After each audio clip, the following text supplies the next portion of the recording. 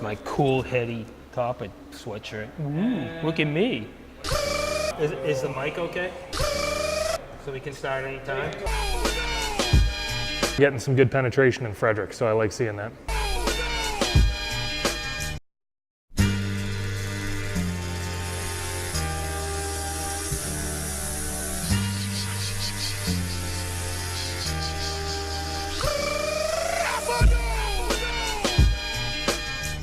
Hey guys, this is Rob, the beer guy, on the road. Today we're at Monocacy in Frederick talking to my good friend Jim Bachman, who's the sales manager and all-around good guy, deadhead, so he's a great guy, obviously.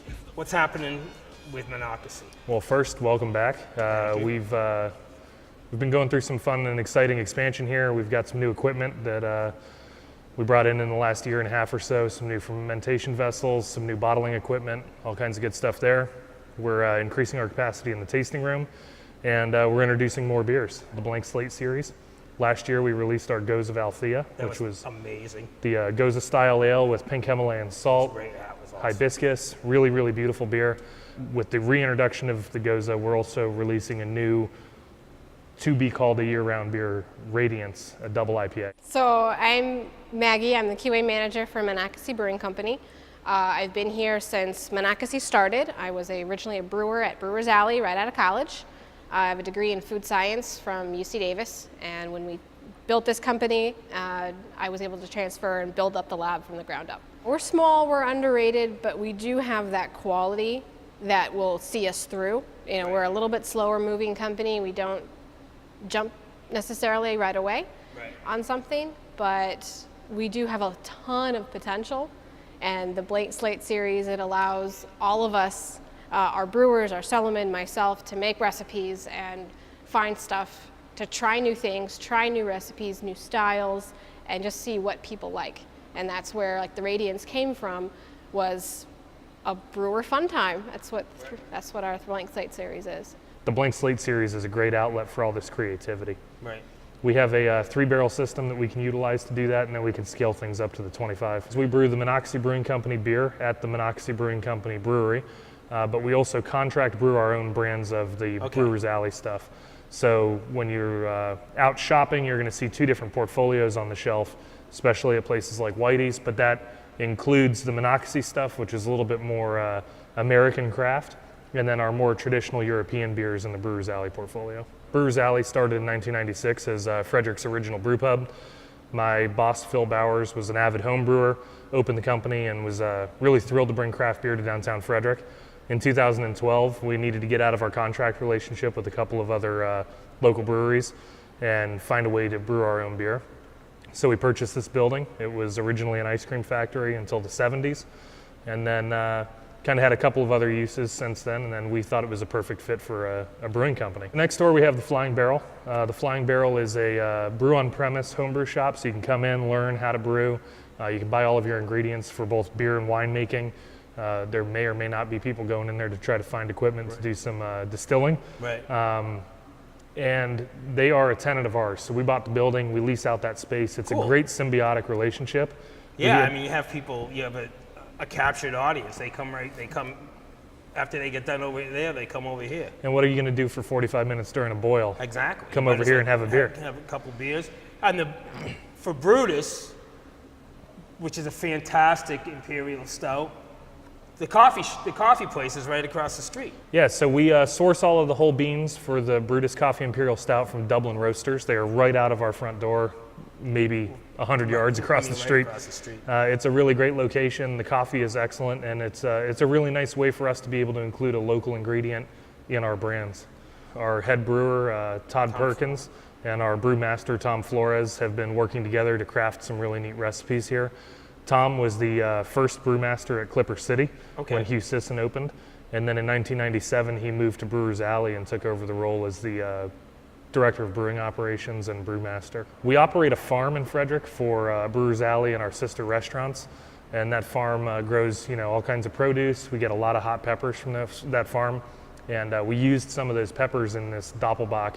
It's a hot pepper beer, pretty decent alcohol content, and a really nice kind of lingering heat. but it's a really, really great beer. It doesn't like have that compounding heat character. You know, as the market changes a little bit, you see some new things, and we're fortunate because we have a great community of people who support us.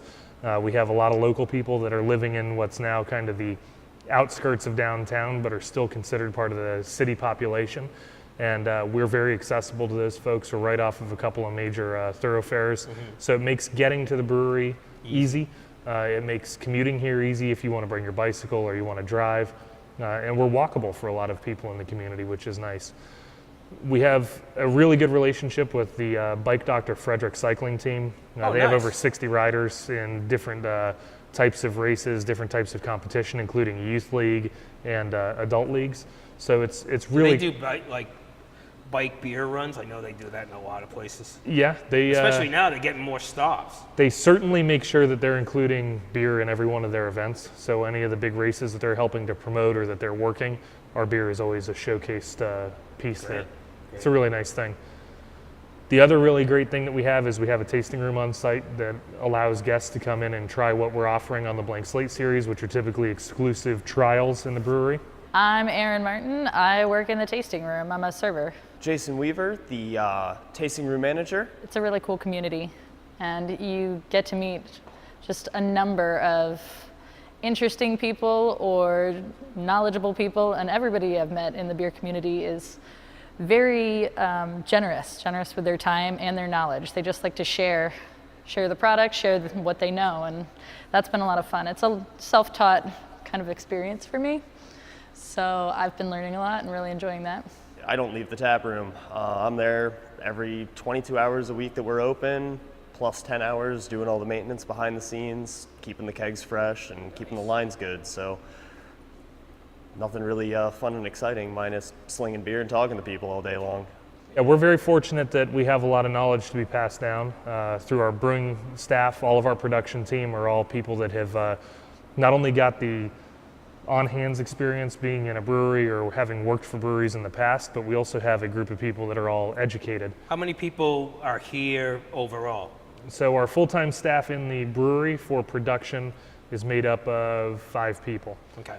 We have Tom Flores, our brewmaster and director of brewing operations. We have Todd Perkins, who is our head brewer. My boy Andrew.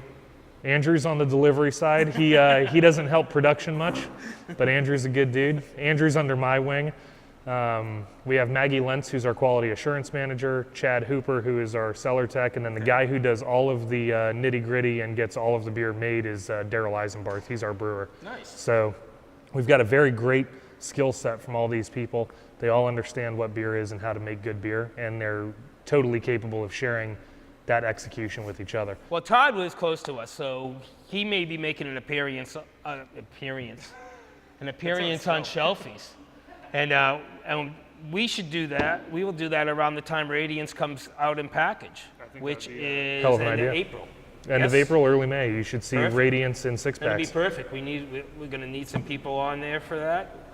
People lining up for Shelfies, obviously, but that'll be a great addition for Shelfies. I'm excited. I think it'll be great.